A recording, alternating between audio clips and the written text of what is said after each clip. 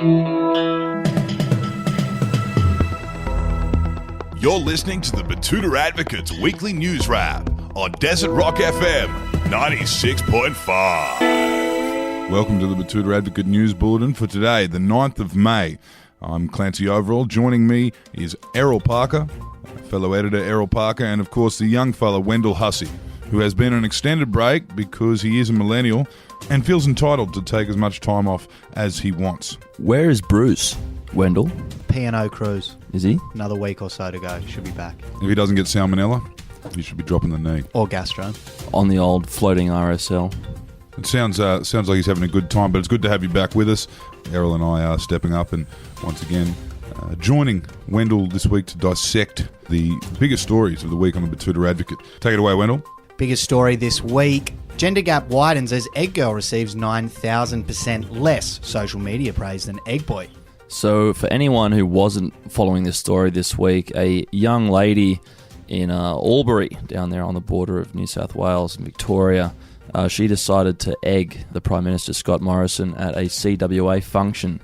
But unfortunately, the egg didn't crack, both when it landed on Scott Morrison's head and when it landed on the floor. It kind of harks back to Egg Boy from a couple of months ago, doesn't it, Clancy? Yes, but she really hasn't chosen the right victim. I think Fraser Anning was obviously universally hated, still is, I believe, and wasn't surrounded by people that loved him when it happened, other than a couple of Nazis. Well, it really was a crime against originality. Yeah, I'd have to agree with that. Egg Boy had a youthful charm that kind of only comes when you are that age, a young man. He was able to take a beating from the Nazis. He was also of that age where you don't really feel a beating, especially when you get such a big hiding. You know, surrounded by CWA members, I guess the fact that she looked like Meg Griffin didn't help either, who's obviously the most unpopular character in all young adult cartoon universe. It didn't really work out well for her, and it's really slowed down the news cycle a little bit. It's been a merciless election campaign, and we, like most of Australia, can't wait until May 18. Which brings us to the next story. Electoral Commission rules any penises drawn on ballot papers will count as a vote for the Greens. This article is in response to a number of questions that we have saying, if you donkey vote, where does your vote go? Well, your vote doesn't go anywhere unless, of course, you draw a penis on it, which is what the Electoral Commission has ruled this week. One of the readers, Matthew Pennant, left a comment asking if a dick counts as a vote for the Greens, does that mean a swastika counts as a vote for Fraser Anning's Conservative National Party? Good question. Alternatively, the Electoral Commission also told us that a photorealistic drawing of a human anus will be counted as a vote towards Darren Hinch's Justice Brigade. Yes, it's a wonder how we can manage a level of education across this country where every citizen can keep up with the increasingly complex numbered voting cards and voting system we've got above the line, below the line.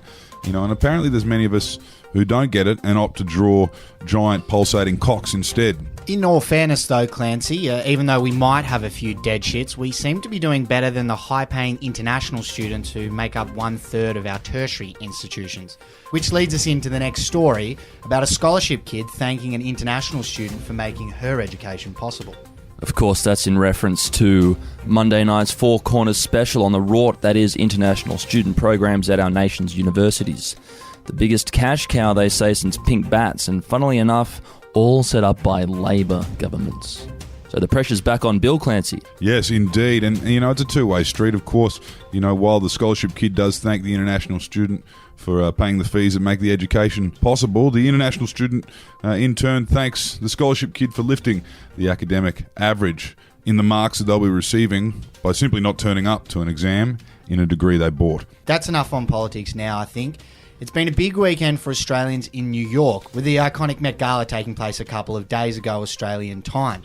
And one of our Aussies over there, Liam Hemsworth, has misinterpreted the Met Gala's camp theme and rigged up a Hilux roof tent on the red carpet. Yes, it seems that Miley Cyrus and Liam Hemsworth, the Byron Bay locals, misinterpreted the theme as camping and rocked up at the museum looking like they were ready for a fortnight at a Luca with the cousins. Now, that's almost it for this week. Thank you to the young bloke Wendell for so graciously returning from holidays to help carry the bulletin for us. Now, the kids in our office are often unreliable and would prefer to be out there blowing their money on cocaine and trendy new sand shoes. We thank you for rocking up, Wendell. We write about this a lot, the kind of entitlement of Gen Y. Yeah, Errol wrote this next one, maybe indirectly about myself. Rent is dead money, says 28-year-old bag of shit still living at home. Well, I don't think you're a bag of shit, Thank you, Errol. young Wendell. I think you're more or less a bag of piss. And the comments on this article were disgusting. I mean, I was appalled.